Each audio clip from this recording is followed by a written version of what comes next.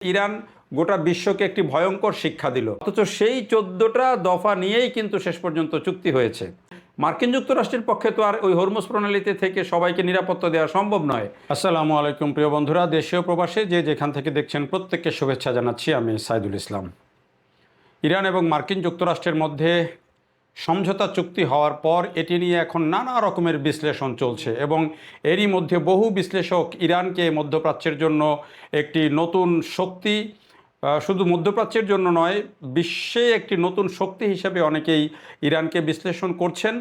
যদিও মার্কিন যুক্তরাষ্ট্রের তরফ থেকে এটিকে নানানভাবে ব্যাখ্যা করা হচ্ছে। আবার ইরান ইসরায়েলকে এখন মার্কিন যুক্তরাষ্ট্র যে ভাষায় কথা বলছে, বিশেষ করে ডোনাল্ড ট্রাম্প এবং জেডি ভান্স নেতানিয়াহুকে যে ভাষায় কথা বলছেন, তাতে বোঝা যাচ্ছে যে আসলে এই চুক্তি ইরানের সাথে তাদের করতে হয়েছে এবং করার পরেও তারা যে ভাষা নেতানিয়াহুর সাথে অন্ততপক্ষে ব্যবহার করছেন সেটি কিন্তু অনেক কিছুর ইঙ্গিত দেয়।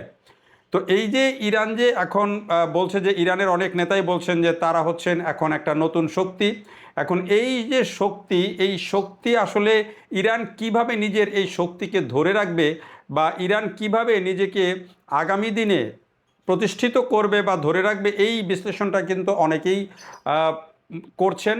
নিউ ইয়র্ক টাইমস তাদের একটি বিশ্লেষণ আজকে প্রকাশ করেছে, যে বিশ্লেষণে এই যে ইরানের সাথে যে মার্কিন যুক্তরাষ্ট্রের চুক্তি, এটিকে একটি বিশ্বের জন্য, মানে হেডলাইনটা এমনই করেছে যে ইরান গোটা বিশ্বকে একটি ভয়ঙ্কর শিক্ষা দিল। মানে বলছে যে এই চুক্তিটা হচ্ছে মানে বিশ্বের জন্য একটা ভয়ঙ্কর শিক্ষা, এবং এই ভয়ঙ্কর শিক্ষা কি এটি বিশ্লেষণ করতে গিয়ে মার্কিন যুক্তরাষ্ট্রের প্রভাবশালী দৈনিক যে নিউ ইয়র্ক টাইমস, তারা যে বিশ্লেষণটি দাঁড় করিয়েছে সেটি হচ্ছে যে এই ভয়ঙ্কর যেই মানে শিক্ষা, সেটি হচ্ছে হরমুজ প্রণালী। আমি আপনাদেরকে, যদি আমাদের ভিডিওগুলো যারা ফলো করেন তারা খেয়াল করবেন, আমি এই যুদ্ধ শুরুর পর থেকেই বলেছি যে মার্কিন যুক্তরাষ্ট্রের জন্য হরমুজ প্রণালী হচ্ছে একটা পারমাণবিক বোমার চেয়েও বেশি কঠিন হবে, এবং এটি ইরানের জন্য পারমাণবিক বোমার চেয়েও একটা বড় অস্ত্র হবে হরমুজ প্রণালী। এবং ঠিকই কিন্তু সেই হরমুজ প্রণালী কিন্তু মূলত ইরানকে এই যুদ্ধে জয়ী করেছে, এবং আগামী দিনেও হরমুজ প্রণালী কিন্তু এই যুদ্ধে ইরানকে টিকিয়ে রাখবে। কিভাবে টিকিয়ে রাখবে সেটি বিশ্লেষণ করব, যেই বিশ্লেষণটি আসলে নিউ ইয়র্ক টাইমস করেছে নানানভাবে। দেখেন, এই হরমুজ প্রণালীর যখন অবরুদ্ধ করা হলো, সবশেষ যখন 1 মে হরমুজ প্রণালীতে ইরান যে মানে অবরুদ্ধ করেছিল, সেটি থেকে মুক্ত করার জন্য মার্কিন যুক্তরাষ্ট্র কিন্তু সামরিক অভিযান পরিচালনা করেছে। 1 মে এই অভিযান শুরু করে কিন্তু তারা মাত্র 2 দিনও কিন্তু অভিযানটা রাখতে পারেনি, সেটা স্থগিত করতে হয়েছে। এরপরে এই চুক্তির জন্য তোড়জোড় শুরু হয়েছে। তো যদি মার্কিন যুক্তরাষ্ট্র যদি শক্তি প্রয়োগ করে এই হরমুজ প্রণালীকে ওপেন করতে পারত, তাহলে কিন্তু তারা ওপেন করে দিত সবার জন্য। সেটি কিন্তু তারা পারে নাই। তার মানে হচ্ছে এই হরমুজ প্রণালী আগামী দিনেও ইরানের জন্য একটি বড় অস্ত্র হিসেবে কাজ করবে। এখন এই অস্ত্র সেটিকে আসলে কিভাবে ইরান এটিকে প্রয়োগ করবে, এটা হচ্ছে যে হরমুজ প্রণালীর উপর ইরান একটা নিয়ন্ত্রণ রেখে দেবে। আগে যেমন সবসময় মানে একেবারে ফ্রিলি এখানে জাহাজ চলাচল করতো, কোনো রকম টোল তো ছিলই না, এবং ইরানের খুব বেশি এখানে নজরদারি খবরদারি তেমন ছিল না। কিন্তু এই যুদ্ধ শুরুর পর থেকে ইরান এখানে আলাদাভাবে একটি ফোর্স গঠন করেছে হরমুজ প্রণালীতে নজরদারি করার জন্য, এবং সেখানে সাগরের নিচে তো তারা মাইন পুঁতেছেই, সেগুলো এখন অপসারণ করা হবে। কিন্তু এই যে এই যুদ্ধকে কেন্দ্র করে ইরান কিন্তু হরমুজ প্রণালীতে তাদের যে নজরদারি সেটিকে অনেকভাবে বাড়িয়েছে। তো এই নজরদারি কি ইরান হঠাৎ করে সরিয়ে দিবে? এটা সরিয়ে দিবে না ইরান।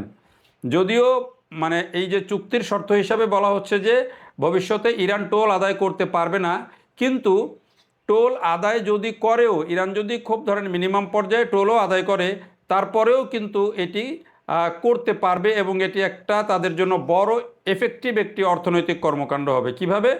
এখানে যে শত শত জাহাজ চলাচল করে, এই যুদ্ধের সময়, যুদ্ধ চলাকালীন যে কিছু জাহাজ ইরানকে টোল দিয়েছে, তাদের কাছ থেকে $20 লাখ পর্যন্ত টোল আদায় করা হয়েছে, মানে টাকা ফি নেওয়া হয়েছে।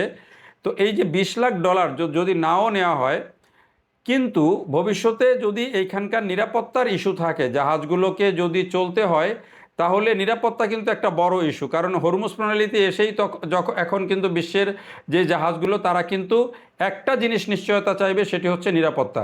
এখন মার্কিন যুক্তরাষ্ট্র যেহেতু এখানে থাকতে পারবে না, অবরোধ তুলে নিয়ে তাদেরকে এখান থেকে চলে যেতে পারবে, মার্কিন যুক্তরাষ্ট্রের পক্ষে তো আর ওই হরমুজ প্রণালীতে থেকে সবাইকে নিরাপত্তা দেওয়া সম্ভব নয়।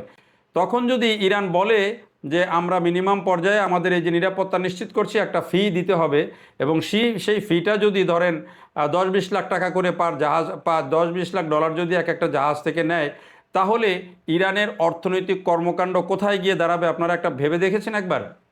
যদিও নিউ ইয়র্ক টাইমস যে বিশ্লেষণ করছে যে একটা জাহাজ যদি 15 থেকে 20 লাখ ডলার যদি ইরানকে ফি দেয়ও, নিরাপত্তা যদি নিশ্চিত করে ইরান, এবং সেটা যদি দেয়ও, তাহলে তাদের জন্য এটা তেমন কিচ্ছু যায় আসে না।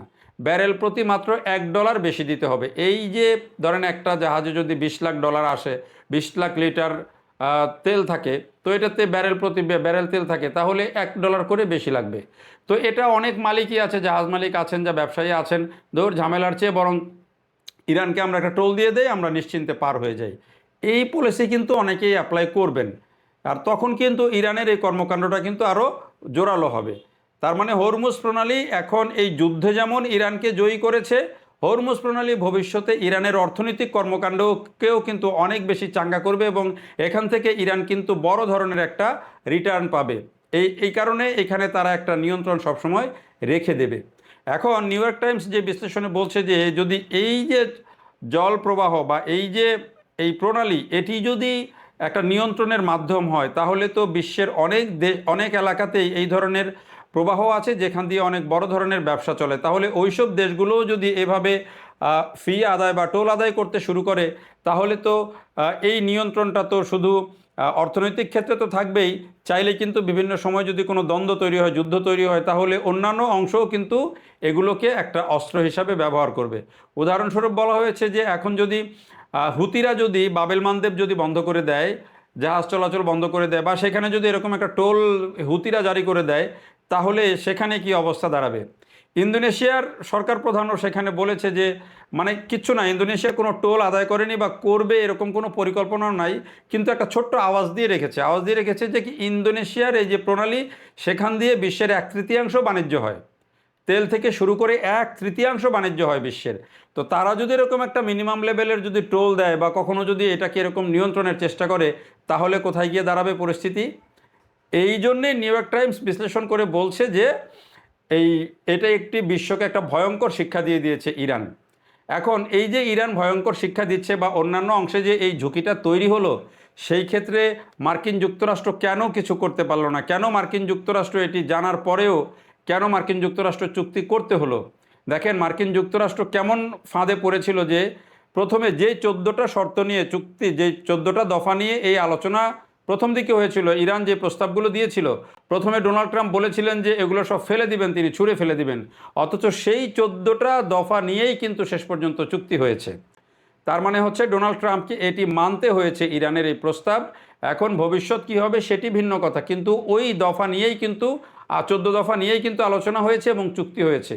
এখন এই যে বাকি 2 মাসে কি দাঁড়াবে পরিস্থিতি, সেটি ভবিষ্যতই বলে দিবে। কারণ ইসরায়েল যেভাবে লেবাননে এখনও হামলা করছে, মানুষ নিহত হচ্ছে, যেটি নিয়ে আবার ডোনাল্ড ট্রাম্প চটেছেন, যেটি নিয়ে জেডি ভান্স চটেছেন, তো ইসরায়েলকে কতটুকু নিয়ন্ত্রণ করে শেষ পর্যন্ত আমেরিকা রাখতে পারবে, সেটা একটা দেখার বিষয়। আর যদি রাখতে না পারে, তাহলে এই শান্তি চুক্তি বজায় থাকবে কতক্ষণ, সেটাও একটা বড় প্রশ্ন। তবে এটি বজায় থাকুক বা না থাকুক, ইরান যে এখানে আগামী দিনে একটি বড় শক্তি হয়ে উঠছে, সেটি শুধু সামরিক শক্তিতে নয়, আগামী দিনে এই পরিস্থিতি চলতে থাকলে ইরান কিন্তু একটা বড় অর্থনৈতিক শক্তি হিসাবেও আত্মপ্রকাশ করতে পারে বা মাথা তুলে দাঁড়াতে পারে, সেই পরিস্থিতিও কিন্তু তৈরি হয়েছে।